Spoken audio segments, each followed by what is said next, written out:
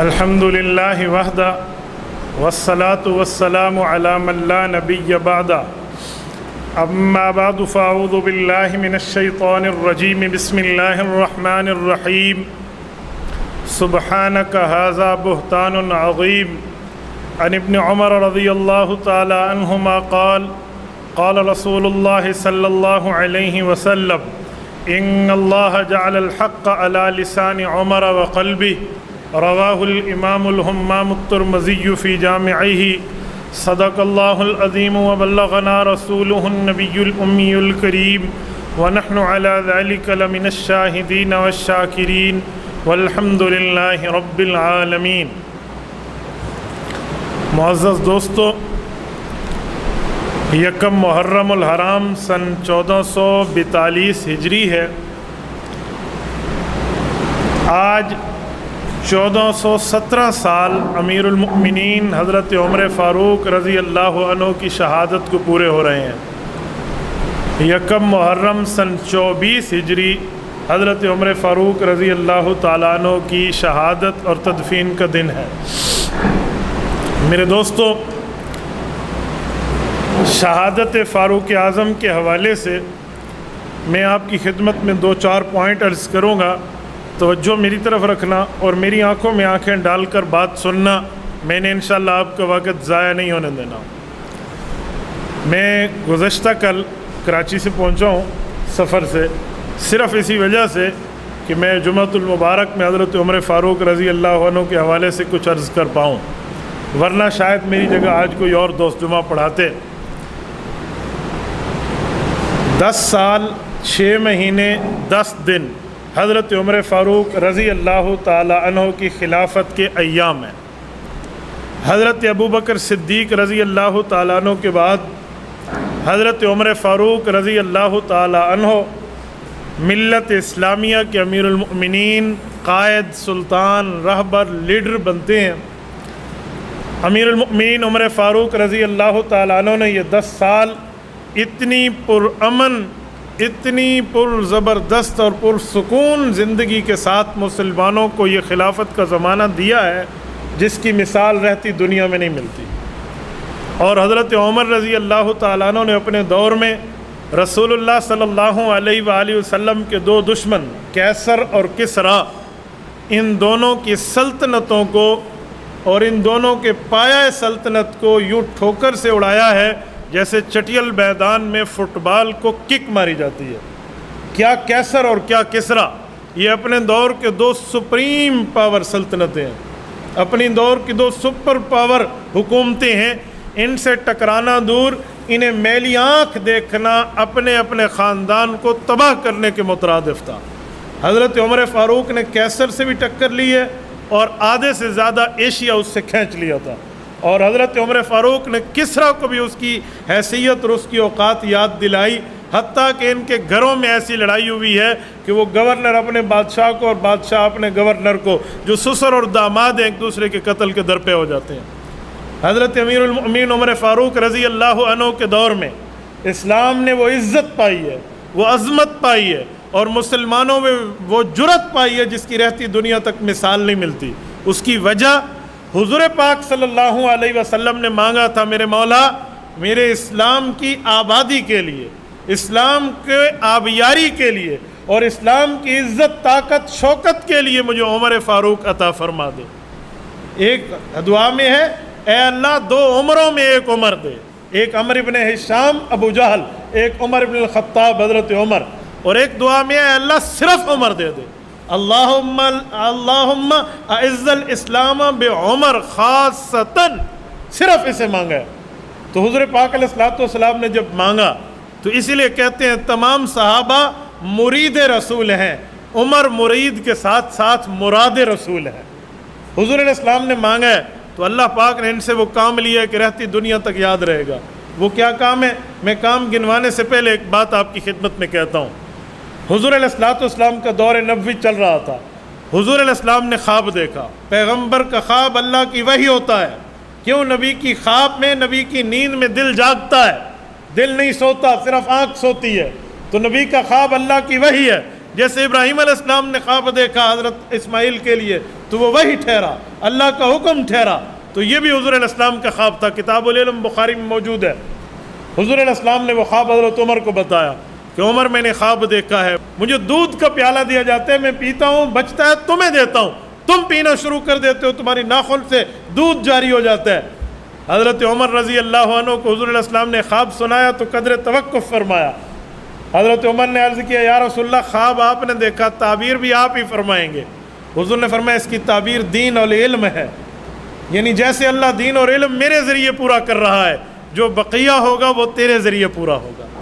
تو حضرت عمر نے کیسر و کسریٰ کو اپنے پاؤں کی ٹھوکر پہ رکھا، اور اس دور میں اسلام نے وہ عزت پائی ہے جس عزت کا تصور عام دنیا میں نہیں کیا جا سکتا۔ کیوں؟ حضور نے عرض کیا تھا میرے مولا اللہ کو، اللہ کی خدمت میں عرض کیا تھا میرے مولا عمر فاروق کی وجہ سے اسلام کو عزت دے دے۔ حضرت عمر فاروق رضی اللہ تعالیٰ عنہ نے یہ وہ دن گزارے ہیں جن کو گولڈن ڈیز کہا جائے گا، روشن دن اور رات۔ سیدنا عمر رضی اللہ تعالیٰ کے دور میں ایسے ایسے اتفاقی فیصلے ہوئے صحابہ کرام کے کہ اس کی مثالیں نہیں ملتی۔ میں ایک بات عرض کرتا ہوں، حضرت عمر رضی اللہ تعالیٰ نے قانون بنایا ہے، بچہ پیدا ہوگا اور اس کی پیدائش پر حکومت بیت المال سے مسلمانوں کو اور اس بچے کو بھی وظیفہ دے گی جس کے گھر میں بچہ پیدا ہوگا۔ لا آف عمر کے نام سے آج سوئٹزرلینڈ میں یہ نافذ ہے، وہ لے گئے ہیں، ہماری آنکھیں بند ہیں۔ سیدنا عمر فاروق رضی اللہ تعالیٰ عنہ کے دور میں انصاف کا یہ عالم ہے۔ جنگ قادسیہ میں حضرت سعد بن ابی وقاص رضی اللہ تعالیٰ عنہ کمانڈر ان چیف ہیں۔ حضرت سعد بن ابی وقاص رضی اللہ تعالیٰ عنہ نے ایک صحابی کو آگے حالات کی اطلاع کے لیے بھیجا تو کسریٰ کے فوجیوں نے اسے پکڑ لیا اور وہ بادشاہ کے دربار میں لائے۔ تو اس نے صحابی رسول کو دیکھ کر کہا کہ ہم نے تو اپنے گورنروں کو تمہارے دماغ کی درستگی کے لیے رکھا تھا، تم مجھ تک پہنچائے، میں تمہارے منہ تمہارے سر میں خاک ڈالوں گا۔ پھر ایک مٹی کا ٹوکرا بھرا اور اس صحابی کے سر پہ رکھا، اسے کہا جا اپنے کمانڈر کو بتا دے۔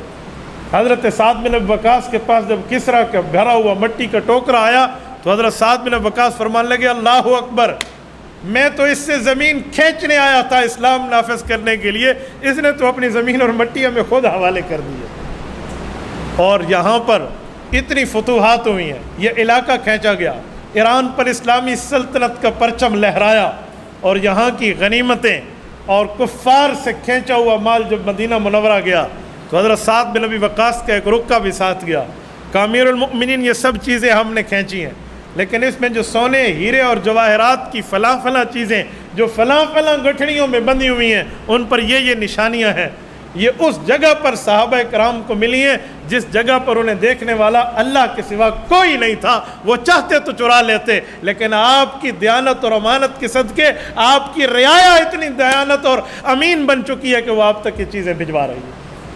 حضرت عمر فاروق رضی اللہ تعالی عنہ راتوں کو کم سونے والا آدمی، دن کو بہت زیادہ جاگنے والا آدمی، پوری زندگی اپنے دروازے پر دربان نہ ٹھہرانے والا بندہ، پایا سلطنت میں 10 سال گزار گیا، اور 10 سال میں ایسے ایسے فیصلے صحابہ کرام حق حیران ہو جاتے یار کیا بات۔ رمضان المبارک آیا تو حضرت عمر نے فرمایا 20 رکعت تراویح مسجد نبوی میں پڑھیں گے، پورا مہینہ پڑھیں گے، قرآن ختم کریں گے۔ صحابہ کرام اٹھ پڑے کہ حضور علیہ السلام نے تو فرمایا تھا 3 دن پڑھا کر گھر میں پڑھو، یہی بات ابو بکر کے دور میں جاری رہی رضی اللہ عنہ، آپ نیا فیصلہ فرما رہے ہیں تو حضور اقدس صلی اللہ علیہ وآلہ وسلم نے فرمایا، حضرت امیر المؤمنین عمر رضی اللہ عنہ نے فرمایا ایسی بات نہیں ہے، بات کچھ اور ہے۔ جب حضور نے فرمایا تھا 3 دن کے بعد گھروں میں پڑھو تو میرے کان بھی حضور کا فرمان سن رہے تھے، تمہارے کان بھی رسول اللہ کا فرمان سن رہے تھے، بتاؤ وہ بات کیا تھی؟ کہ حضور نے فرمایا تھا اللہ کی وحی آئے گی، فرض ہو جائے گا، اسی لیے اب گھروں میں پڑھو۔ کہا یہی میری بات کی دلیل ہے۔ حضور علیہ السلام نے فرمایا وحی آئے گی، فرض ہو جائے گی تراویح، حضور دنیا سے چلے گئے، وحی ختم ہو گئی، اب وحی نہیں آتی، گویا حضور نے اشارہ دیا تھا جب وحی ختم ہو جائے پھر گھر میں سے نکل کے مسجد پڑھنا شروع کر دینا۔ یہ اس دور سے آج تک ویسے ہی چلا آ رہا ہے۔ کسی زمانے میں لوگ طلاق دیتے تو 3 کو 1 شمار ہوتا، امیر المؤمنین حضرت عمر فاروق نے صحابہ کرام اہل بیت عظام کی میٹنگ بلائی، کہ اس بارے سرکاری حکم وہ نافذ کریں جو تم لوگ رسول اللہ سے سن چکے ہو۔ آج کل لوگوں نے طلاق میں جلدی کرنا شروع کر دیا، سب نے جو سنا ہوا تھا وہی اس فیصلے پر اتفاق ہوا کہ 3 طلاق دینے سے 3 ہی واقع ہوں گی، کوئی ایک نہیں کہے گا اسے۔ یہ امیر المومنین عمر فاروق کے دور کا فیصلہ ہے۔ لوگ کہتے ہیں حضرت عمر نے 3 طلاق کا فتویٰ دیا ہے، اجی فتویٰ نہیں دیا، فتویٰ رسول اللہ کا تھا، سرکاری طور پہ نافذ کیا ہے۔ 20 رکعت تراویح عمل رسول اللہ کا تھا، عمر فاروق نے سرکاری طور پہ نافذ کیا ہے۔ سرکاری طور پہ نافذ ہونے کا یہ معنی نہیں ہوتا وہ اپنے پیٹ سے نشر کر رہا ہے۔ حضرت عمر فاروق کے کام کو اللہ کے رسول نے سنت الخلفاء فرمایا ہے۔ ہر جمعے میں پڑھتے ہیں نا، علیکم بسنتی و سنت الخلفاء الراشدین المہدیین۔ یہ خلفاء راشدین میں خلافت راشدہ کی دوسری خلافت امیر المومنین عمر فاروق رضی اللہ عنہ کی ہے۔ حضرت عمر وعدے کے بڑے پابند تھے۔ تاریخ مدینہ میں ہے حضرت عمر فاروق رضی اللہ تعالیٰ عنہ بیت المقدس جو صحابہ اکرام جنگ کے ذریعے لینا چاہتے تھے، وہاں کے متولیان نے کہا ہم حضرت عیسیٰ کے مذہب کے ماننے والے ضرور ہیں، ہماری کتابوں میں بھی کچھ لکھا ہے، آپ اپنے بادشاہ کو کہیے وہ ہمارے پاس آ جائے، ہم بغیر جنگ کے چابی اس کے حوالے کریں گے۔ حضرت عمر غلام اسلم کو ساتھ لے کر چلتے ہیں۔ یہ حضرت عمر رضی اللہ تعالیٰ عنہ کے وہ ساتھی رہے ہیں اسلم جن کے بیٹے بہت بڑے تابعی ہیں، زید ابن اسلم۔ یہ شخص امیر المومنین کے ساتھ ہے اور جاتے وقت اونٹ ایک ہے۔ کیا حضرت عمر بیت المال سے دوسری سواری نہیں لے سکتے تھے؟ کیا ان کے پاس سواریوں کی کمی تھی؟ کیا اس کے پاس یہ سہولت میسر نہیں تھی کہ غلام کے لیے علیحدہ سواری؟ کہا نہیں اسلم، سواری ایک رکھیں گے، کچھ راستہ تو بیٹھنا تو میں مہار پکڑوں گا، کچھ راستہ میں مہار پکڑوں گا تو بیٹھے گا یا تو مہار، یوں چلیں گے۔ ایک ہی سواری پہ گئے ہیں، ایک محلے سے دوسرے محلے نہیں، ایک شہر سے دوسرے شہر نہیں، ایک ملک سے دوسرے ملک پہنچے ہیں۔ سعودیہ سے فلسطین کی کلومیٹروں کا اندازہ ذرا گوگل میپ پہ آپ نکال لینا، فضائی ٹریول کو بھی دیکھ لینا اور زمینی سفر کو بھی دیکھ لینا۔ حضرت عمر فاروق رضی اللہ عنہ بیت المقدس کے لیے وہاں پہنچ رہے ہیں اور باری در باری اپنی باری پر مہار پکڑ رہے ہیں اور اپنی باری پر غلام کو اوپر بٹھا رہے ہیں۔ جس وقت عیسائیوں کا سربراہ سامنے ہے اور بیت المقدس کی آمد ہے، اتفاق وہ ٹائم حضرت عمر فاروق کے مہار پکڑنے کا تھا۔ حضرت عمر فاروق چاہتے تو کہہ سکتے تھے تو غلام ہے یار بیٹھ جا نیچے، انہیں پتہ چلے 22 لاکھ مربع میل کا حکمران آ رہا ہے۔ کہا جی نہیں، آپ اپنی سواری پہ اوپر رہیں۔ اب انہوں نے تورات انجیلیں کھولی ہوئی ہیں اور ایک دوسرے کے کان میں خسر پسر شروع ہے کہ ہماری کتابیں بتاتی ہیں جب امیر المومنین عمر اس کو فتح کرنے آئے گا تو وہ مہار پکڑے ہوئے پیدل چل رہا ہوگا، اور یہاں تو جو اوپر بیٹھا ہے لگتا ہے وہ بادشاہ ہوگا، اوپر بیٹھے ہیں تو چابیاں کوئی نہیں دیوڑے، پھر چابیاں ہم نہیں دیتے۔ جب قریب گئے ہیں تو امیر المؤمنین کو لپک کے صحابہ نے استقبال کیا تو مہار پکڑنے والا تھا اور کپڑوں پہ پیوند لگے ہوئے ہیں، پیوند بھی آپس میں جڑے ہوئے ہیں، تو چابیاں حوالے کر دی گئی۔ سید عمر فاروق رضی اللہ تعالیٰ عنہ، اس سے پتہ چلتا ہے بیت المقدس کا فاتح ہے۔ بیت المقدس کیا ہے؟ مسلمانوں کا پہلا قبلہ ہے، ہم سے شمال کی طرف ہے۔ رسول اللہ صلی اللہ علیہ وسلم نے 17 مہینے اس طرف منہ کر کے نمازیں پڑھی ہیں۔ یہ قبلۃ الانبیاء رہا ہے۔ حضور علیہ السلام کی خواہش تھی میرے مولا اس سے بجائے ہمیں بیت اللہ قبلہ عطا فرما۔ دوسرے پارے کا پہلا صفحہ، فَلَنُوَلِّيَنَّكَ قِبْلَةً تَرْضَاهَا فَوَلِّ وَجْهَكَ شَطْرَ الْمَسْجِدِ الْحَرَامِ۔ اللہ نے حضور کی خواہش پہ قبلہ بدل دیا۔ تو ایک بات آپ سے پوچھتا ہوں، بیت المقدس حضرت عمر نے فتح کیا ہے، بیت اللہ بھی تو حضرت عمر نے فتح کیا تھا نا۔ ایمان عمر سے پہلے کوئی مسجد حرام میں آ کر نماز پڑھنے کا کھلے عام تصور کر سکتا تھا؟ جب حضرت عمر ایمان لائے کہ یا رسول اللہ نماز وہیں پڑھیں گے، کہا تیری قوم نہیں پڑھنے دیتی، کہا آج عمر جانے اور اس کی قوم جانے، بلال آپ کے آگے آگے چلے گا اور نماز کی ادائیگی وہیں ہوگی۔ عمر فاروق نے بیت اللہ میں نمازوں کا افتتاح کرایا ہے۔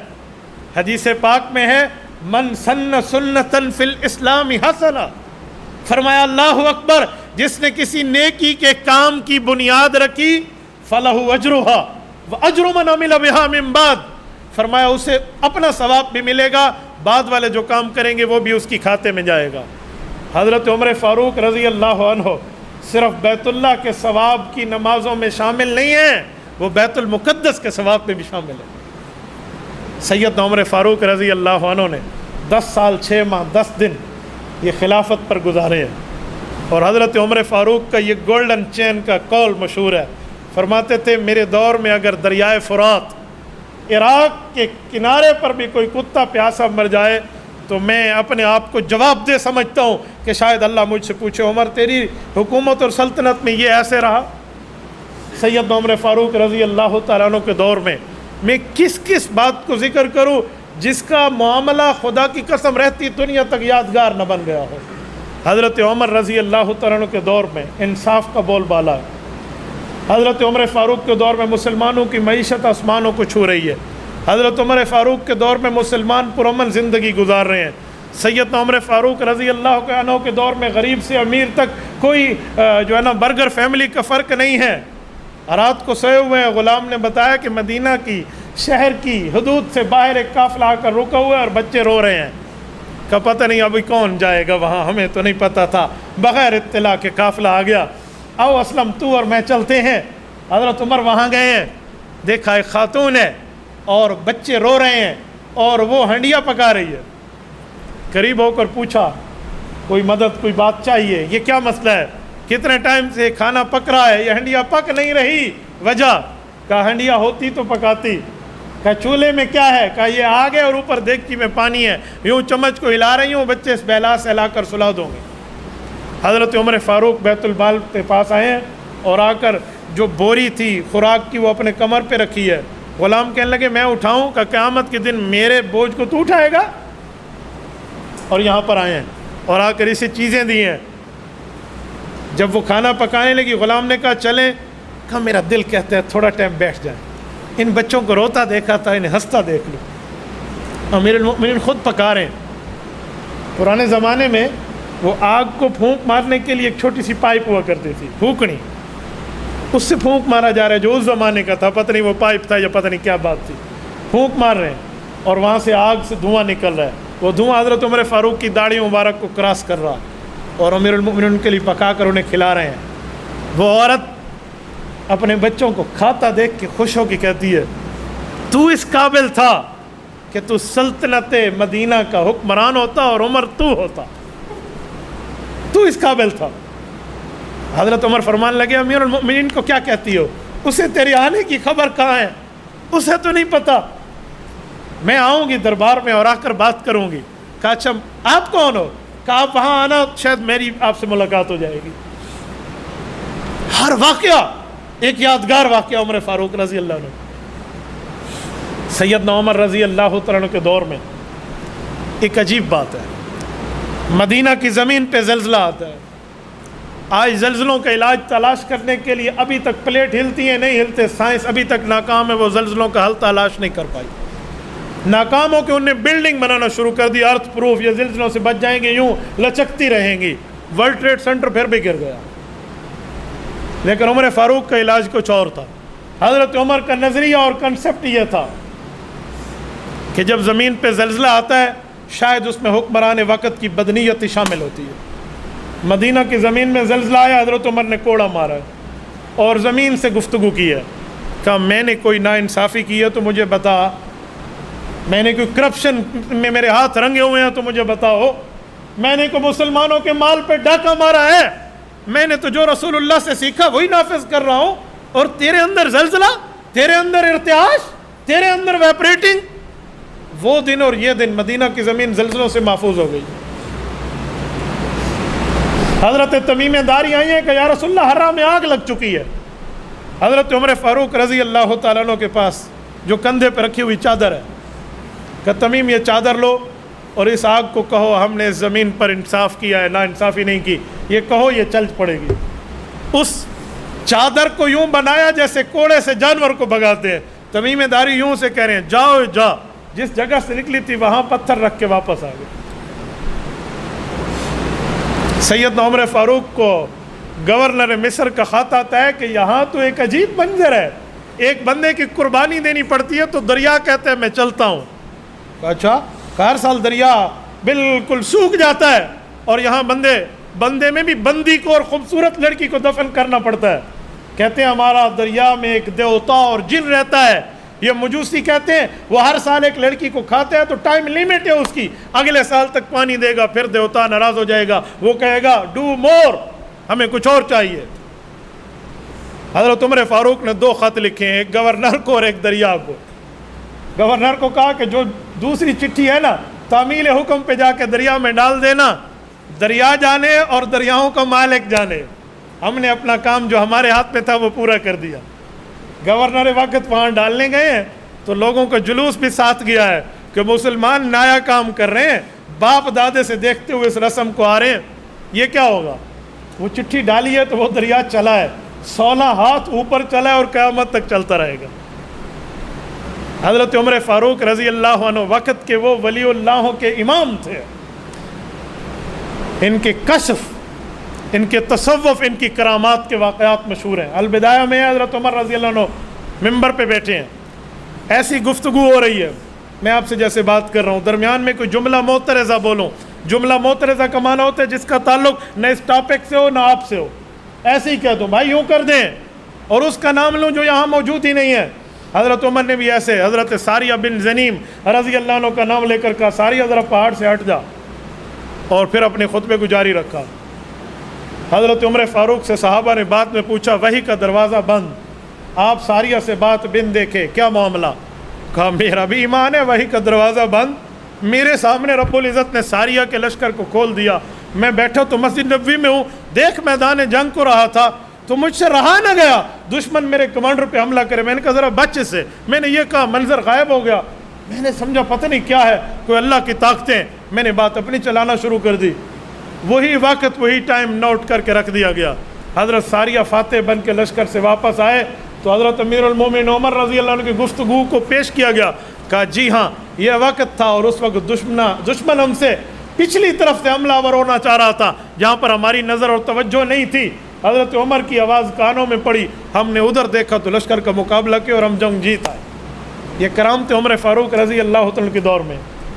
انسان جب بنا ہے نا وہ 4 عناصر سے بنا ہے، ہوا، آگ، پانی، مٹی سے۔ عمر فاروق صرف انسان کے حکمران نہیں ہیں، ان 4 عناصر کے حکمران ہیں، ہوا پر بھی، آگ پر بھی، پانی پر بھی، مٹی پر بھی۔ ہوائیں ساریہ تک پیغام لے جاتی ہیں، آگ حضرت عمر کی چادر کا کہنا مانتی ہے، زمین جو مٹی ہے حضرت عمر کے کوڑے کا کہنا مانتی ہے، سید عمر فاروق کے خط کو پانی لے کر چل پڑتا ہے۔ یہ عناصر اربع کا حکمران ہے۔ حضرت رسول اللہ صلی اللہ علیہ وسلم نے جب کیسر کو خط لکھا تھا، حضرت دہیہ بن خلیفہ کلبی رضی اللہ عنہ جن کی شکل میں حضرت جبرائیل اترتے تھے وہ لے کر گئے تھے، کیسر نہ مانا، لیکن وہاں پر کچھ ایسے نئی دریافت ہوئی، ایسی باتیں نئی مسلمانوں کی معلومات میں آئی جو آ کر مدینہ میں بتائی گئی۔ حضرت دہیہ واپس آئے، حال احوال پوچھا تو انہوں نے کہا یا رسول اللہ مانا تو نہیں ہے، ڈر گیا ہے اپنی قوم سے، شروع میں تو مان رہا تھا، جب قوم نے مخالفت کی نہیں میں مان نہیں رہا تھا، میں تمہیں آزما رہا تھا، بزدل ہے، ڈر گیا ہے۔ اوپر سے کہتا ہے اے کاش میں تمہارے نبی کے قریب ہوتا تو لغسلت عن قدمی، میں ان کے پاؤں کو دھو کر پانی پی جاتا، لیکن ایمان نہیں لاتا کیسر۔ کہا پھر کہا مجھے 2-3 دن مہمان رکھا، رات کو نگار خانے میں لے گیا۔ کیا نگار خانہ؟ اس نے کہا جی میں اسکیچر ہوں، میں اسکیچ بناتا ہوں، لوگوں کا شکل اپنی آنکھوں سے لوگوں کی شکل دیکھ لوں تو صفحے کرتاس پہ اتار لیتا ہوں، اس کی شکل کیسی میں یوں تراش خراش کر کے لے آتا ہوں پتھروں کے اوپر، ویسے اسکیچ بنا لیتا ہوں۔ کہا مجھے اپنے نگار خانے میں لے گیا، کہ میں نے تراش خراش کر کے 3 شکلیں بنائی ہیں، یہ میری کتابوں میں ذرا انہیں پہچان۔ کہا یا رسول اللہ ایک شکل آپ کی تھی اور ایک ابو بکر کی تھی اور ایک عمر کی تھی، جو پرانی کتابوں میں یوں لکھا ہے، جسے قرآن کہتے ہیں ذالک مثلہم فی التوراۃ و مثلہم فی الانجیل۔ حضرت عمر جب حج پہ آتے، حج پہ کھڑے ہو کر اعلان کرتے علم چاہیے قرآن کا، ابی بن کعب سے پوچھو، علم چاہیے ترتیب کتابت کا، زید بن ثابت سے پوچھو، میراث چاہیے زید بن ثابت تفصیل دیں گے، فقہ چاہیے ابن مسعود کے پاس آؤ، اور اگر آپ کو کچھ اور معاملات میں قومتی رہنما چاہیے معاذ ابن جبل، یہ معاملہ ایک صحابی کہتے، اور کہا کچھ مال و دولت میں بیت المال کے معاملات چاہیے فَلْيَأْتِينِي فَإِنَّ اللَّهَ جَعَلَنِي وَالِيًا وَخَازِنًا لَهُ، کیوں؟ اللہ نے مجھے مسلمانوں پہ مال خرچ کرنے کے لیے متولی بنایا ہے۔ حج یوں کھلے عام ہوتا ہے۔ سن 23 ہجری کا حج ہوا ہے حضرت عمر فاروق کا، یہ زندگی کا آخری حج، مقام ابتا ایک وادی ہے، حضور علیہ السلام اور خلفائے راشدین وہی ٹھہرے ہیں، یہ حج کے رکنوں میں شامل نہیں ہے کہ وہاں ٹھہرنا ہوگا، کوئی نہ ٹھہرے تو خیر ہے۔ حضرت عمر وہاں ٹھہرے تو کہنے لگے اللہ یہ تنہائی کی دعا ہے، جو پیچھے بات سن رہے ہیں، کہا اللہ اب میری ہڈیاں کمزور ہو گئی ہیں، میری جوانی جواب دے گئی ہے، میری جسم کی طاقت اب یوں کہتی ہے میرے مولا مجھے اپنے پاس بلا، شرط تو عائد نہیں کرنی چاہیے، لیکن عمر یہ دعا میں کہتا ہے اللہ مجھے موت دینا رسول اللہ کے شہر میں دینا، اللہ شہادت کی موت دینا، اللہم ارزقنی شہادتا فی سبیلک واجعل موتی فی بلد حبیبک صلی اللہ علیہ وسلم، البدایہ والنہایہ میں ہے۔ اب جنہوں نے سنا ہے وہ حیران ہو گئے، کہا یہ دو چیزیں اکٹھی کیسے ہو سکتی ہیں؟ مدینہ پرامن، یہاں جنگ کا تصور نہیں ہے، یہاں کون سا دشمن کا قافلہ آ کر کوئی حملہ آور ہوگا، تو مدینہ میں موت کیسے ملے گی؟ اور اگر شہادت چاہیے تو میدان کارزار پہ پورے صحابہ نے مل کے امیر المؤمنین پہ پابندی لگائی ہے کہ آپ لڑنے نہیں جاؤ گے، آپ قافلے بھیجیں گے، اگر آپ بھی لڑنے گئے تو یہاں سربراہی کون کرے گا؟ یہ کیسے ہوگی عمر کی دعا قبول کہ اسے شہادت بھی چاہیے اور شہر پیغمبر میں چاہیے؟ سیدنا عمر فاروق رضی اللہ تعالیٰ عنہ کے لیے یہ چیمہ گوئیاں شروع ہیں۔ حضرت عمر فاروق مدینہ منورہ پہنچے ہیں، کہا اگر اللہ نے اگلے سال میری زندگی رکھی، کیا پتہ تھا یہ یکم محرم تک ہی رہنی ہے، صحابہ کرام اور اپنی شورا کو کہا اگلے سال ایک کوشش کروں گا، وہ میری کوشش یہ ہوگی کہ میں پوری سلطنت اسلامیہ میں خاص بڑے بڑے شہروں کا خود دورہ کروں گا اور ایک ایک شہر ایک ایک دارالحکومت تک پہنچوں گا، صرف ان نمائندوں کو ساتھ لے کر نہیں خود جاؤں گا اور ملاقاتیں کر کے لوگوں کے حال اور احوال پوچھوں گا۔ اب تک پورے شہروں میں تو نہیں گیا، تھوڑے شہروں میں گیا ہوں، مصر گیا ہوں، شام گیا ہوں، دمشق گیا ہوں، فلاں جگہ، اب میں نے ایران بھی جانا ہے، عراق بھی جانا ہے، یمن بھی جانا ہے، بحرین، ایک ایک جگہ کا طے کر رہے ہیں۔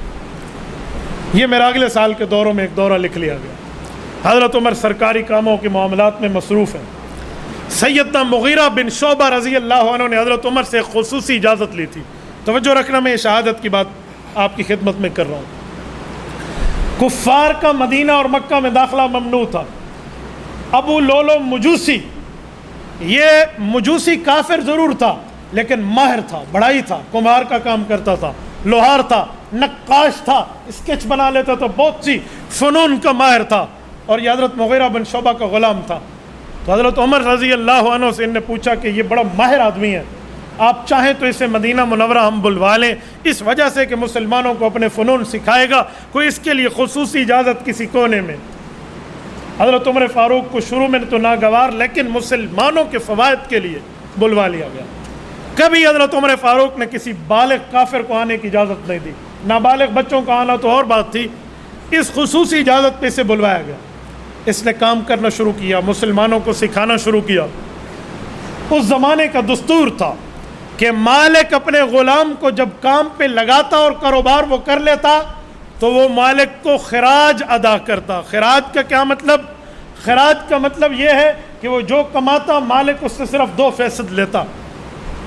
10 درہم کما رہا ہے تو 2 درہم مالک کو دے گا، 8 اس کے۔ تو اسی طرح یہ بھی 2 درہم حضرت مغیرہ بن شعبہ کو دیتا، لیکن اس کی تانتیں کہیں اور تھیں، اس کا چینل کہیں اور چل رہا تھا۔ یہ ان رسول اللہ کے دشمنوں کا اعلیٰ کار اور نمائندہ تھا جن طاقتوں کو حضرت عمر فاروق نے یوں پاؤں کی ٹھوکر سے اڑایا تھا اور جہاں جہاں اسلام نافذ کیا، یہ ان کفار کا اعلیٰ کار تھا۔ ابو لولو مجوسی نے ایک دن سوچا کہ میری دربار عمر تک رسائی کیسے ہو، میں تو نہیں جا سکتا، غلام وہ بھی غیر مسلم، کوئی بہانہ ڈھونڈوں۔ بہانہ ڈھونڈا اور پہنچ گیا دربان، تو اس زمانے میں تھے نہیں، جو قریب ٹھہرے تھے، کہا میرا کام ہے امیر المومنین سے، میں خصوصی اجازت نامے سے آیا ہوں، اصل میں کچھ دیکھنے آیا تھا۔ بہانہ بنا دیا۔ بات کیا تھی؟ امیر المؤمنین جو میرا مالک ہے نا میرے اوپر ظلم کرتا ہے، 2 درہم لے لیتے ہیں مجھ سے میرے کاروبار میں، آپ کم کرا دیں، 1 درہم لے۔ حضرت عمر فاروق نے بٹھایا، کوئی آؤ بھگت کی، کہا یہ بتا تو کام کیا کرتا ہے؟ کہا میرے 3 بزنس ہیں، لوہار کا بھی ہے، بڑائی کا بھی ہے، اور میں نقاش بھی ہوں۔ تو کہا مالک آپ کی پوری کمائی سے کتنا لیتے ہیں؟ کہا 2 درہم۔ حضرت عمر فاروق رضی اللہ عنہ نے درباریوں کو دیکھ کے کہا یار بازاروں کی روزانہ کی رپورٹ اس سے زیادہ کی ہمارے پاس آئی ہوئی ہیں، 2 درہم لینا تو بہت کم ہے۔ آپ کو غلط فہمی ہے، 2 درہم ٹھیک ہے، آپ اس کو بھی کم کرانا چاہتے ہو، میرے خیال میں تو یہ ظلم نہیں ہے، پوری کمائی سے 2 درہم لے رہا ہے یار۔ انہوں نے کہا اچھا میرے لیے کوئی انصاف نہیں ہے، یہ کہتا ہوا چل پڑا۔ جب یہ یہاں سے گیا ہے، حضرت عمر فاروق کے دل میں آیا کہ یار غلام ہے، مغیرہ بن شعبہ سے بات کر لیتے ہیں، خیر ہے کم ہو جائے، لیکن ہے تو دستور اور اصول کے مطابق یہ لینا، کوئی غلط تو نہیں ہے، چھوٹا سا لے رہا ہے وہ، ایک حصہ لے رہا ہے وہ بھی معمولی سا۔ حضرت عمر فاروق کے دل میں ہے کہ اس سے میں اپنا ایک کام کرا لیتا ہوں، جب میں اپنا کام کراؤں گا تو مغیرہ بن شعبہ کو کہوں گا کہ مسلمانوں کے امیر المومنین نے اس سے کام کرایا ہے، اس کو تحفہ دیتے ہوئے اس سے تھوڑا پیسہ کم کر دو۔ حضرت عمر کو پون چکی کی ضرورت تھی، پون چکی اور ہے، پن چکی جس سے وہ بجلی پیدا ہوتی ہے وہ نہیں، پون چکی اس زمانے کا ایک پنکھا ہے جسے ہوا کے ساتھ چلایا جاتا ہے۔ حضرت عمر فاروق بازار سے گزرے، سے کہا یار ہم ایک پون چکی بنا دے گا جو خاص میرے لیے ہو، میں اپنے لیے ذاتی طور پہ بنوانا چاہتا ہوں۔ اس کے ساتھ حضرت عمر کو انصاف کا معاملہ کرنا چاہ رہے ہیں، لیکن اس کا چینل کہیں اور چل رہا تھا۔ یہ جواب میں کیا کہتا ہے؟ ایسی چکی بنا کے دوں گا کہ مشرق اور مغرب والے یاد رکھیں گے۔ حضرت عمر نے کہا جی ٹھیک ہے، یہاں سے چلے تو صحابہ کرام نے کہا یا رسول اللہ، اس نے یا امیر المومنین اس نے کچھ اوپر نیچے بات نہیں کی۔ حضرت عمر خالی مجاہد نہیں تھے، مجاہد گر تھے، جہاد اور لڑائی کے اصولوں سے واقف تھے، رسول اللہ کے ساتھ میدان کارزار میں سفر کر چکے تھے۔ کہا یہ مجھے میرے قتل کی دھمکی دے رہا۔ کہاں ہمیں بھی ایسے ہی لگا، کیسے پکڑیں؟ کہا یار بغیر کسی ثبوت کے کسی بندے کو پکڑنا، وہ غیر مسلم ہے اور غلام ہے تو پکڑ لو، عدل عمر کہاں جائے گا، انصاف کہاں جائے گا؟ میں اس کی گرفتاری کا حکم تمہیں نہیں دیتا، خبردار جو تم نے پکڑا، قتل کے جرم میں پکڑ رہے ہو، ابھی تک تو اس نے نہ قتل کیا نہ قتل کے معاملے میں کچھ آیا ہے، کیسے پکڑ رہے ہو؟ یہ انصاف کا دور ہے۔ تھریڈ کو تھریڈ نہیں سمجھا، کہ جانے دو۔ اس سے 3 دن کے بعد حضرت عمر فاروق پہ حملہ ہوتا ہے۔ میں بعض اوقات حیران ہوتا ہوں، 2 لفظ جو تاریخ کے پڑھ لیتے ہیں، وہ کہتے ہیں کہ مغیرہ بن شعبہ کے اس غلام نے امیر المؤمنین کو قتل اس لیے کیا تھا کہ انہوں نے اس کے 2 درہم کم نہیں کرائے تھے۔ یار شرم سے ڈوب مرو، یہ 2 درہموں کے مسئلے پہ اگلا کسی کو قتل کرتا ہے؟ 3 بزنس چلانے والا آدمی جو روزانہ خود 8 درہم گھر لے جائے ایک کاروبار سے، وہ کسی کو 2 درہم پہ قتل کرے، اور وہ بھی 22 لاکھ مربع میل کے برا شرکت غیر حکمران وقت کو۔ نہیں وہ آیا نہیں تھا کام کرانے، وہ جاسوسی کرنے آیا تھا، اسے کوئی چیپٹر ہیڈنگ چاہیے تھا، وہ تو بہانہ لے کر آیا تھا۔ 3 دن بعد حملہ ہوا ہے۔ اچھا یار 3 دن بعد جو حملہ آوروں نے آیا تو ایسے نہیں آیا، درمیان میں دستہ ہو، 2 طرف سے، جسے 2 پھل والا خنجر کہتے ہیں، اور زہر میں بجھا ہوا، اس پہ زہر لگی ہوئی ہو، جو ایک جگہ جسم میں لگ جائے نا تو زہر پھیلے اور بندہ دنیا میں نہ رہے، تاکہ حملہ ناکام ہونے کے چانسز کم سے کم ہو جائے، وہ لے کر آیا ہے۔ عین نماز میں آیا ہے، مسجد میں گھسا ہے، صبح نماز کے وقت گھسا ہے، اور پھر اتنا ماہر ہے کہ اپنے بچاؤ کے لیے 13 بندوں کو زخمی کیا، جن میں سے 9 شہید ہو گئے۔ یار یہ سارا کام صرف 2 درہم پہ تھا، انصاف کا خون نہ ہو گیا ہو کہیں تو۔ حضرت عمر فاروق رضی اللہ عنہ صبح کی نماز پہ مسجد آتے ہیں، اللہ اکبر، اتنی پھرتی سے اس بندے نے کام کیا جو صف میں چھپا ہوا ہے کہ حضرت عمر فاروق پہ اس نے ایک روایت میں 9 ہے، ایک روایت میں 6 وار ہے، پیٹ میں یوں کاٹ کے رکھ دیا تھا۔ جب حضرت عمر فاروق کو حکیم نے دوائی کے طور پہ دودھ میں دوائی ملا کر پلائی تو وہ سب ہاتھوں سے نکل آئی۔ اس نے 6 وار کیے۔ سیدنا عمر فاروق رضی اللہ نماز میں ہے، دشمن جانتا تھا کہ عمر کا عام حالت میں سامنا کرنا ہمارے بس کی بات نہیں ہے، اسی لیے وہ کمر پیچھے آیا اور نماز میں آیا۔ حضرت عمر فاروق کو جماعت کی نماز کا کتنا خیال، عبد الرحمن بن عوف رضی اللہ عنہ، عشرہ مبشرہ جیسے بندے کا ہاتھ پکڑا اور آگے نماز میں کھڑا کر دیا۔ یہ اتنی پھرتی میں اس نے کام کیا کہ پچھلی صف والے صحابہ کو پتہ نہ چل سکا۔ وہ سبحان اللہ کہہ کر حضرت عمر کو قرات بھولنے کا لقمہ دے رہے ہیں۔ وہ کہتے ہیں ہم بڑے حیران ہوئے، اللہ اکبر امیر المؤمنین نے کیا اور قرات عبد الرحمن بن عوف کر رہے ہیں، لیکن نماز کا معاملہ تھا چلنے دیا۔ اس نے وہاں سے نکلا، حضرت عبد الرحمن بن عوف تو نکل آئے تھے، صف میں کچھ خلل آ گیا تھا، فاصلہ آ گیا تھا، ایک صحابی نے بڑھ کے فاصلہ پورا کیا ہے، اس نے اسے خنجر مارا ہے، ایک کو گرایا پھر دوسرے کو مارا ہے۔ صف صحابہ کی مضبوط ہے، اگلی صف کراس نہیں کر سکتا، 13 مسلمان زخمی ہو کر گرے ہیں، جن میں سے 9 کی شہادت حضرت عمر سے پہلے ہوئی ہے. یہ صرف 2 درہم کا مسئلہ تھا, یہ اسی کے مسئلے پہ ہوا ہے.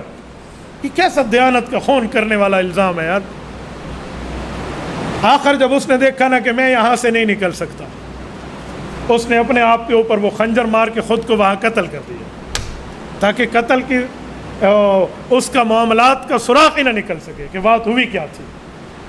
اس نے خود کو وہاں امیر المؤمنین کو زخمی حالت میں حضرت عمر فاروق ٹیک لگاتے ہیں مسجد نبوی کی دیوار کے ساتھ. جب نماز ختم ہوتی ہے, حضرت رسول اللہ کے چچے حضرت عباس کے بیٹے ابن عباس رضی اللہ عنہ کو حضرت عمر نے فرمایا, عبداللہ بن عباس ذرا دیکھو مجھے مارنے والا کلمہ گو تو نہیں ہے.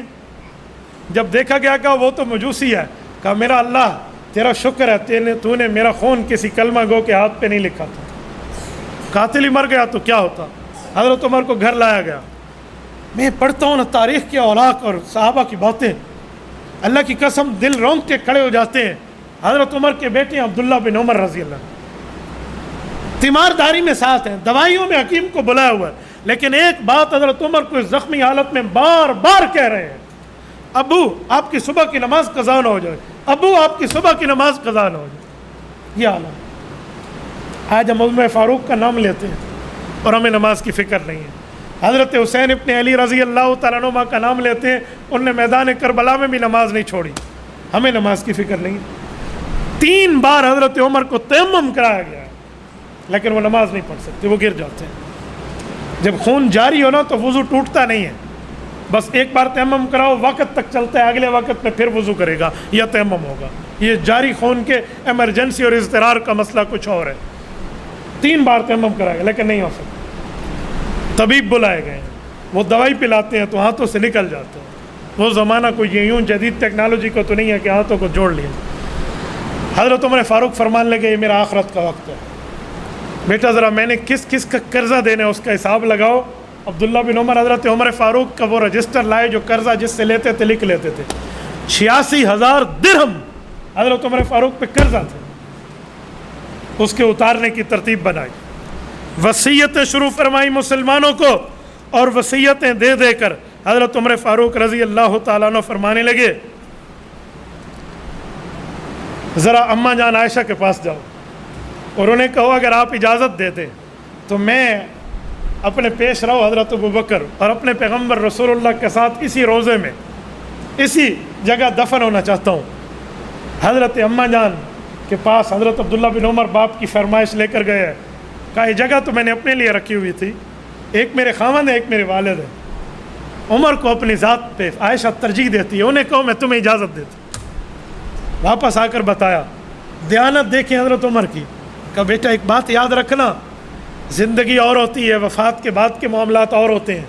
ایک بار اس وعدے کی کنفرمیشن کرنا میری شہادت کے بعد, شاید انہوں نے زندگی میں میرا حیا کیا ہو, ایک بار کنفرمیشن کرنا. کہا جی ٹھیک ہے. کہا میرے سر کے نیچے سے سرانہ نکال لو.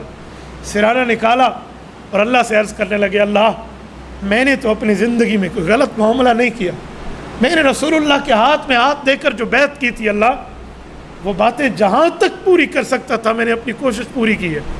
اب تیرے دربار میں آنے کا وقت ہے, تو ہی رحم کر دے.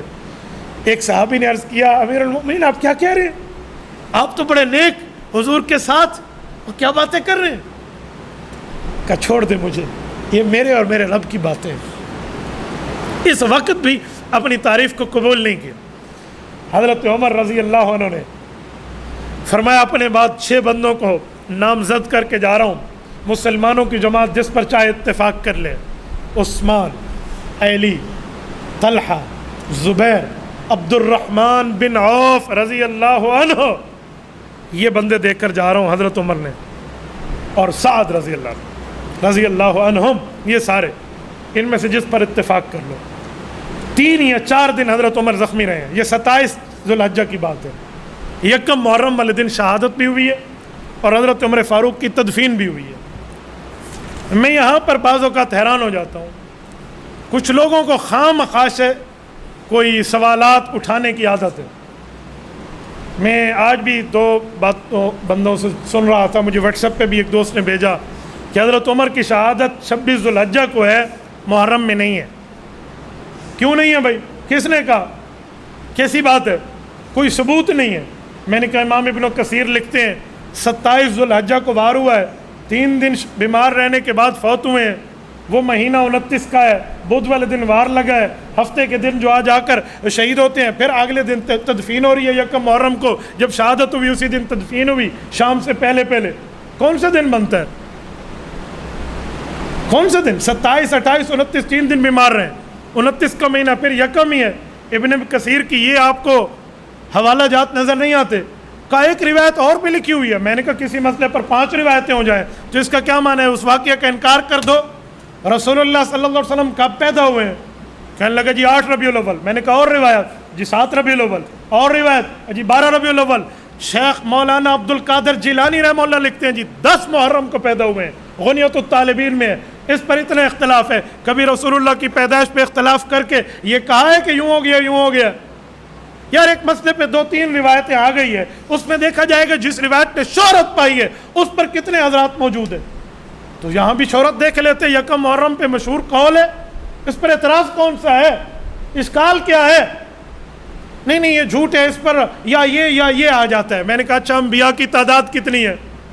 1,24,000 کم و بیش۔ میں نے کہا کم و بیش کا ترجمہ آتا ہے یا خالی لفظ بولنا ہی سیکھا ہوا ہے؟ کم و بیش کم و بیش، کم کہتے ہیں تھوڑے کو، بیش کہتے ہیں زیادہ کو۔ کم و بیش یا اس سے تھوڑے ہیں یا اس سے زیادہ ہے، تو پھر اس کا معنی انبیاء نہیں ہے؟ کم و بیش جو کہا گیا روایتوں کا فرق آ گیا۔ اور سادے بندے انہوں نے کوئی دن مقرر کر کے اس دن کوئی خاص اعمال تھوڑے کرنے تھے؟ یہ اس طرح تاریخوں کو متعین کر کے یاد رکھنے کے دن تھوڑے تھے؟ خود حضرت عمر فاروق کے عمر میں بھی اختلاف ہے کہ ان کی عمر کتنی تھی۔ مشہور ہے 63 کا قول ہے، 63 سال تھی۔ حضرت حافظ ابن حجر اسقلانی لکھتے ہیں کہ حضرت عمر خود بتاتے تھے کہ میں 57-58 سال کا ہوں شہادت سے کچھ دنوں پہلے۔ تو خود بندہ زیادہ جانتے ہیں، تو 63 کا قول بھی اور 57 کا بھی ہے، ان 2 قول آ گیا، لہٰذا کیا تو حضرت عمر تھے ہی نہیں، نعوذ باللہ۔ یہ کیسی باتیں آپ نے شروع کر دی ہیں؟ صرف ایک ہی بات ہے، وہ کیا ہے کہ حضرت عمر فاروق اسلام کے پہلے دن شہید بھی ہو رہے ہیں اور دفن بھی ہو رہے ہیں روضہ رسول میں۔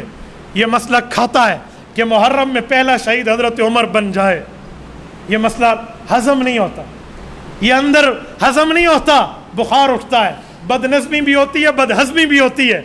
مسئلہ یہ ہے، یہ رتبہ بلند ملا جس کو بھی مل گیا، ہر مدعی کے واسطے دار و رسن کہاں، دنیا عدالت میں تیرا نام رہے گا، فاروق تیرے نام سے اسلام رہے گا۔ حضرت عمر تو وہ ہے جس کو دیکھ کے شیطان بھی راستہ چھوڑ جاتا تھا۔ شیطان کی اولاد آج بھی حضرت عمر فاروق کے خلاف کیڑے نکالنے کے چکر میں ہے۔ بھائی کوئی ثبوت نہیں ہے تو ثبوت تو میں نے ابن کثیر سے پیش کر دیا ہے، روایتیں اور ہیں تو اس کا جواب بھی میں نے دے دیا ہے۔ تو اس کو خواہ سے ایشو بنانا آخر وجہ کیا ہے؟ کہتے ہیں جی محرم کی عظمت کو کم کرنے کے لیے سنیوں نے اس کو 1 محرم کہہ دیا۔ یہ آج سے سینکڑوں سال پہلے کی تاریخ پیش کر رہا ہوں، کیسی بات کر رہے ہو؟ محرم کی عظمت کس نے کہا کم ہوتی ہے؟ اور خدا کے بندے شہادتوں سے تو عظمتیں بڑا کرتی ہیں۔ شہید کی جو موت ہے وہ قوم کی حیات ہے، شہید کا جو خون ہے وہ قوم کی زکوٰۃ ہے۔ اگر ایک دوسری شہادت بھی محرم میں حضرت حسین کے ساتھ محرم کے دنوں میں شامل ہو جائے تو عظمت محرم کو مزید 4 چاند لگ جائیں۔ کون کہتا ہے؟ اور کہتے نہیں اس مہینے میں یوں کی۔ اور بھائی اسلام میں ایسا دن کوئی سا بھی نہیں گزرا سالوں میں جب کسی نہ کسی مسلمان کی شہادت کا دن نہ آیا۔ اسلام نے تو اب یاری پیغمبر کے صحابہ کے خون سے پائی ہے، تو کسی نہ کسی دن میں معاملہ، محرم میں خوشی کے معاملات بھی ثابت ہیں، غمی کے معاملات بھی ثابت ہیں۔ حضرت موسیٰ علیہ السلام نے فرعون سے نجات اسی دن میں پائی ہے، یوم النجات ہے 10 محرم۔ حضرت نوح علیہ السلام کی کشتی پار لگی ہے، وہ بھی 10 محرم۔ باقی معاملہ حضرت رسول اللہ کی پیدائش 10 محرم شیخ عبد القادر جیلانی کی روایت ہے، جمہور کی نہیں ہے، حضرت شیخ عبد القادر جیلانی رحمہ اللہ کی ہے، غنیت الطالبین۔ پھر پیدائش رسول پہ آپ کیا کہیں گے؟ بھائی معاملات اپنی جگہ، مسائل اپنی جگہ، اس سے محرم کی عظمتیں کم نہیں ہوتی، محرم کی عظمتیں بڑھ جاتی ہیں۔ اور ہم کفار کے سامنے، دشمنان اسلام کے سامنے یہ بات کرنے میں سینہ اٹھا کر کھڑے ہو جاتے ہیں کہ ہمارا اسلامی سال کا پہلا دن بھی شہادت اور خون دینے کی بات کر رہا ہے، ہم کسی سے ڈر کے بات نہیں کرتے۔ شہادتیں مصیبتیں نہیں ہوتی، شہادتیں آفتیں نہیں ہوتی، شہادتیں مصیبتیں نہیں ہیں، کفار کو پیغام ہے ایک شہید کے بعد ایک شہید آپ کے مقابلے میں کھڑا ہے، ایک کے بعد ایک کھڑا ہے۔ شہادت تو نعمت ہے، جدائی غم ہے، غم جدائی کا غم ہے، لیکن موت کا یوں شہادت ملنے پہ تو نعمت ہے۔ اس کو کس بنیاد پہ کہا گیا؟ تو ایسی بات نہیں ہے۔ سیدنا عمر فاروق جب دنیا سے گئے اور معاملات پورے ہوئے اور قبر مبارک بنی روضہ رسول میں، بعد میں بھی حضرت اماں عائشہ نے کنفرم کر دیا، قبر بنی۔ جب دفن کیا جا رہا تھا، صحیح بخاری میں صحابہ کرام تدفین میں ٹھہرے ہیں، تو ایک شخص اپنی زبان میں خود ہی خود گنگنا رہا ہے، عمر بڑا خوش قسمت ہے، مجھے یقین تھا، مجھے اس بات پر پورا اعتماد تھا کہ تیری قبر حضور کے ساتھ بنے گی۔ کیوں؟ میں نے کئی بار دیکھا ہے حضور علیہ السلام فرماتے تھے میں اور ابو بکر عمر، میں اور ابو بکر عمر، میں اور ابو بکر عمر، حضور اپنے ساتھ تم دونوں کو زیادہ جوڑتے تھے، مجھے یقین تھا تیری قبر یہاں بننی ہے۔ ایک شخص نے آگے بڑھ کے دیکھا کہ یہ گنگنانے والا کون ہے، کہا فَإِذَا هُوَ عَلِيُّ بْنُ أَبِي طَالِبٍ رضی اللہ عنہ۔ صحیح بخاری کتاب المناقب جلد اول باب مناقب عمر، حضرت امام بخاری فرماتے ہیں کہ حضرت علی المرتضیٰ یہ بات فرما رہے تھے رضی اللہ عنہ۔ خلافت کے فیصلے پر بات چلی تو 6 بندے تھے، ان میں سے 3 بندے 3 کے حق میں دستبردار ہو گئے۔ 3 بندے کیسے دستبردار ہوئے؟ صحابہ کرام رضی اللہ عنہ اجمعین میں حضرت طلحہ نے کہا میں اپنی بات چھوڑتا ہوں، میری طرف سے عثمان ہے۔ حضرت زبیر نے فرمایا میں اپنا خلافت کا حق چھوڑتا ہوں، میری طرف سے علی ہے۔ حضرت سعد نے فرمایا میں اپنا حق چھوڑتا ہوں، میری طرف سے عبد الرحمن بن عوف ہے۔ اب 3 بچ گئے، حضرت عثمان، حضرت علی اور حضرت عبد الرحمن بن عوف۔ اب تینوں نے آپس میں بیٹھ کے بات کی کہ فیصلہ تو بہت آسان ہے۔ کہا کیا ہے؟ حضرت عثمان اور حضرت علی نے حضرت عبد الرحمن بن عوف کو اختیار دیا، جو فیصلہ آپ کرو گے ہمیں قبول ہے۔ عبد الرحمن بن عوف کی زیارت دیانت دیکھیں، دونوں سے تنہائی میں ملے، چھاونیوں میں گئے، مجاہدین سے ملے، عامت الناس کی رائے لی، منڈیوں میں گئے، نیند کم کر دی، استخارہ زیادہ کر دیا، ایک ایک جگہ پوچھ کے قافلوں کی آمد اور سردار باہر والے دیہاتی شہریوں سے ایک ایک سے پوچھا، سب کی رائے میں حضرت عثمان آئے۔ حضرت عبد الرحمن بن عوف نے پھر بھی اعلان نہ کیا، ان دونوں کو بلایا، تنہائی میں حضرت عثمان سے بات کی، کہا اگر میں خلافت علی کے حوالے کر دوں آپ اطاعت کرو گے؟ حضرت عثمان نے فرمایا بالکل، میں حضرت علی کی بیعت کر کے ان کی حکومت مان لوں گا۔ پھر حضرت علی کو بلایا، علیحدگی میں حضرت عبد الرحمن بن عوف نے کہا اگر میں حکومت عثمان کے حوالے کر دوں، آپ نے تو اختیار دے دیا، آپ راضی ہوں گے؟ کہ جی میں بالکل راضی ہوں گا۔ تاریخ الکامل امام ابن اسیر الجزری المتوفی 630 ہجری، کہ جی میں بالکل راضی ہوں گا۔ دونوں ایک دوسرے پہ راضی ہیں۔ ساری باتیں ہونے کے بعد حضرت عبد الرحمن بن عوف صبح کی نماز کے بعد ممبر رسول پہ آئے اور اعلان فرمایا، لوگوں میں نے سب سے پوچھا، میں نے یوں کیا، میں نے یوں کیا، پورا احوال دیے، استخارے اور اپنی ساری تگدو بتائی، پھر ان کی علیحدگی کی گفتگو بتائی جو ان کو اب پتہ چلی کہ اچھا یہ باتیں ہوئے تھے۔ کہ ان سب کے بعد میں رب کو حاضر ناظر کر کے ایک نتیجے پہ پہنچا ہوں رائے عامہ کو دیکھتے ہوئے کہ وہ سربراہ سلطنت حضرت عثمان ذو النورین، آپ ہاتھ بڑھائیے میں آپ کی بیعت کرتا ہوں۔ اس پر حضرت علی سمیت سب صحابہ نے بیعت کر لی ہے۔ امام احمد ابن حنبل رحمۃ اللہ علیہ ایک زبردست جملہ ارشاد فرماتے ہیں، السنہ ابن خلال میں ابوبکر ابن خلال نے لکھا ہے کہ حضرت عثمان کی بیعت جتنی اتفاق کے صحابہ سے ہوئی، اس کے بعد کوئی سی بیعت ایسے اتفاق سے نہ ہو سکی، سب نے یوں اتفاق سے کی۔ حضرت عثمان غنی رضی اللہ عنہ کی حکومت پھر یہیں سے شروع ہوتی ہے۔ اللہ تعالیٰ حضرت عمر کی قبر پہ کروڑوں اربوں رحمت نازل فرمائے۔ قاتل عمر جو غیر مسلم اور مجوسی تھا، اس پر کل بھی لعنتیں برسی تھی، قتل کے وقت بھی لعنت سے تھی، اور میری دعا ہے تا قیامت اس کی تربت پہ لعنت برستی رہے۔ صرف ابو لولو پہ نہیں، ابو لولو کے متبعین پہ بھی، صرف ابو لولو پہ نہیں، ابو لولو کے تابعداروں پہ بھی، صرف ابو لولو پہ نہیں، ابو لولو کے خدمت گاروں پہ بھی اللہ وہی لعنت برسائے۔ قاتل عمر پہ کل بھی لعنت تھی اور آج بھی لعنت ہے اور تا قیامت رہے گی، اور عمر کا ڈنکا کل بھی بج رہا تھا، آج بھی بج رہا ہے، اور تا قیامت انصاف عمر فاروق کے در کا محتاج رہے گا۔ یہ پیغمبر کا گھر والا بھی ہے، در والا بھی ہے، ان نے بیٹی رسول اللہ کو دی ہے، سسر ہے تو گھر کا ساتھی بھی ہے اور در والا بھی ہے، رسول اللہ کو ماننے والا بھی ہے۔ اللہ رب العزت حضرت عمر فاروق کی تربت پہ کروڑوں اربوں رحمت نازل فرمائے۔ اقول قولی ھذا واستغفر اللہ وآخر دعوانا ان الحمد للہ رب العالمین۔